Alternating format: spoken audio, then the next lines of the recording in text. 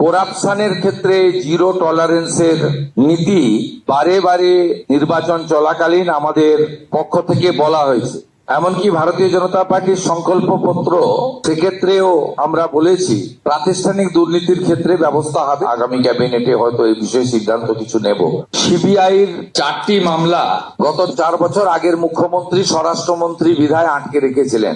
অর্থাৎ যে সমস্ত আধিকারিকরা দুর্নীতিগ্রস্ত তাদের বিরুদ্ধে সিবিআই বা অন্যান্য কোর্ট নিযুক্ত তদন্তকারী সংস্থা তারা চার্জশিট দিয়ে তাদেরকে পানিশমেন্ট বা প্রসিকিউশন দেওয়ার ক্ষেত্রে স্যাংশন নিতে হয় আইন অনুযায়ী।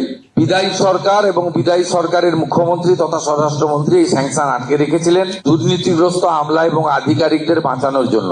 আজকে আমরা সিবিআই কে 3টি দপ্তরের আধিকারিকরা যারা করাপশনে যুক্ত ছিলেন তাদের স্যাংশন আমরা দিয়ে দিলাম।